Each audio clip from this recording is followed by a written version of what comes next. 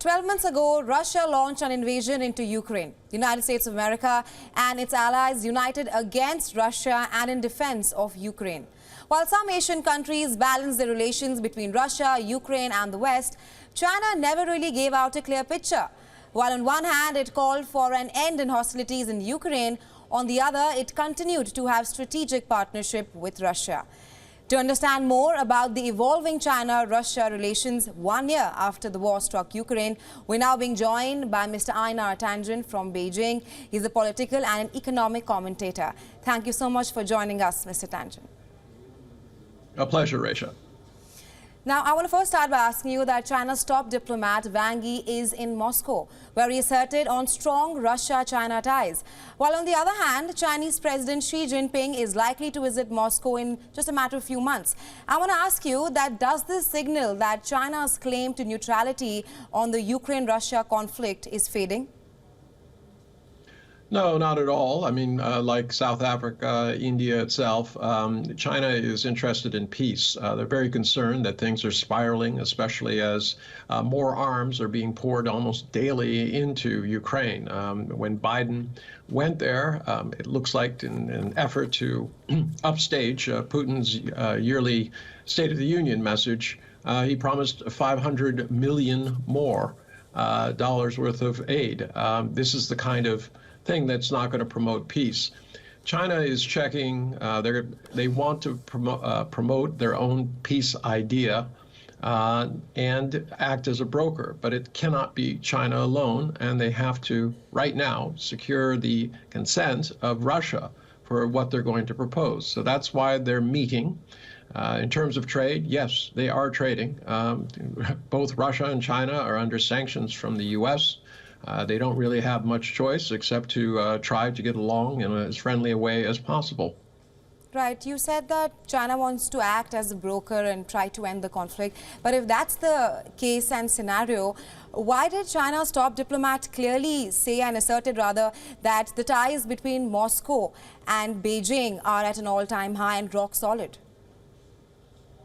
Well, in diplomatic speak, what you're doing is you're assuring that the relationship is solid, although you're going to propose something perhaps that Russia doesn't totally agree with. But it's not China alone. India, South Africa, the other major powers, even Brazil, Europe, they have to be part of this process. There's no way that China can bring these two sides together and get them to go peace. The real issue right now is, does the U.S. want peace?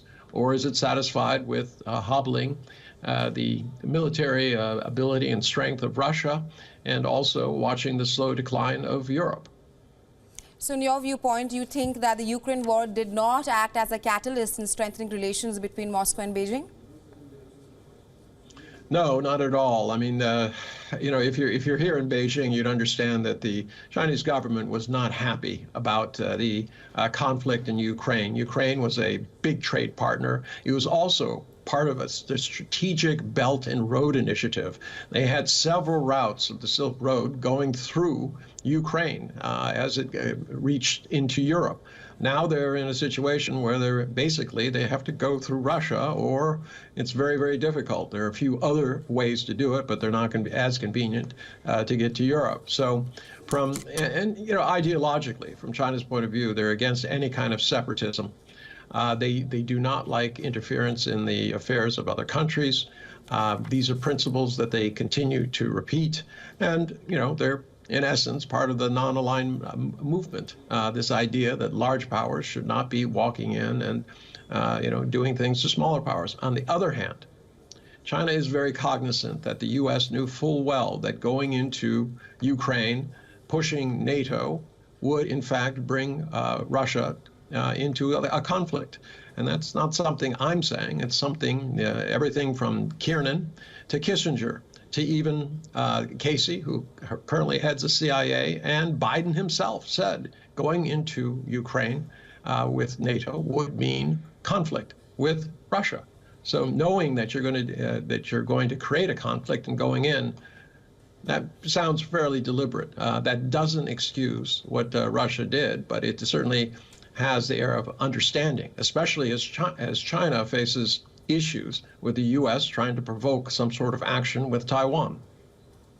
You mentioned that it's the United States of America that is provoking the Ukraine-Russia conflict. But recently, during Russian President Vladimir Putin's State of the Nation address, he suspended the New START treaty.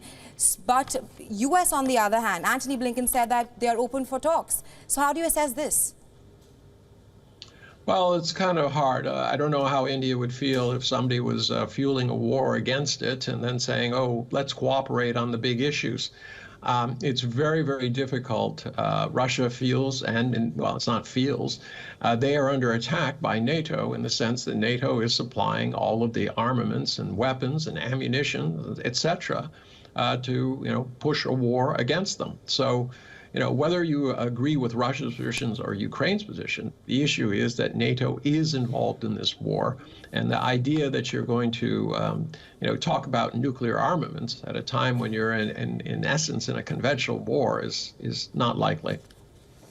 Also, Russia has said quite clearly that they're open to restarting it. This isn't the end of it. They just do not want to be negotiating at this time. Right. According to Ukrainian Foreign Minister Dmytro Kuleba, he says that maybe Iran and North Korea are also supplying weapons to Russia. Do you think that's true? No, I don't know. I can't verify that. I can't speak to it, but I know that China is not supplying weapons. They've been very, very, very careful. They continue to do trade with Russia, as does India, South Africa, and most of the global South. But they're not interested in prolonging this war. This is not something that helps China. It destabilizes the entire region. It prevents trade. These are things that every country on earth wants to avoid. Look at what has happened to the world economy because of this conflict. It has seriously damaged Europe. It is having effects on the developing world and also the emerging world. So there's no winners in this right now except the U.S., who has successfully separated Europe from Russia and made Russia more dependent on its energy and food. You're saying that China is not interested in supplying weapons to Russia, but reports suggest that China may soon transfer lethal weapons to Russia. What is your assessment on that? Well, reports, no one can say where these reports are come from, and quite frankly, they seem to be part of a disinformation campaign being pushed by the State Department. They don't say that they have any evidence that it's happening. They're just saying, well, we think it could happen. Well, I could think that you might murder your mother, but I have no indication that you have any desire to do so or anything else. This is purely speculation, which is being driven by the State Department as it tries to rally people around its cause, which is vilifying Russia and deflecting attention from its own role in provoking this conflict.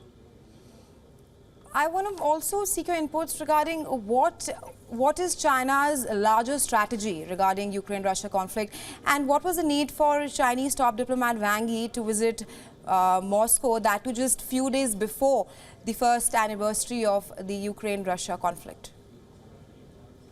Well, China's strategy and the reason it's visiting Russia are exactly the same. They are about to roll out, or they would like to roll out, a peace proposal. I wouldn't be surprised if it follows the basic tenets of the Minsk I and Minsk II agreements that were agreed 9 years ago. That was supposed to be the beginning of the peace process, but as was shown and demonstrated by statements by both European and American officials, they never had any intention of following through with the Minsk agreements. So, at this time, how do you build trust between Russia and Ukraine when they have, in essence, not been truthful with each other? And at this point, China would like to see peace. So, if you want to seek peace between two warring neighbors, you have to start with dialogue. And that means you have to go there and say, look, we might be proposing something. Maybe you don't like all of it, but there's got to be peace. You have to think of the global order. And I'm certain that China will be reaching out to other powers to ask them to help in the mediation. This is not something that China can do by itself, as I said. I wouldn't be surprised if they asked India to be involved also. India is also affected by this, as is every other country. It is in the global interest to put this conflict behind, not add more fuel to a fire that's burning out of control and costing the tragic lives of Ukrainians and Russians. Absolutely. Thank you, Mr. Tangent, for sharing your insights with us. Now, the war in Ukraine completes 1 year tomorrow with no end in sight to the fighting or the suffering.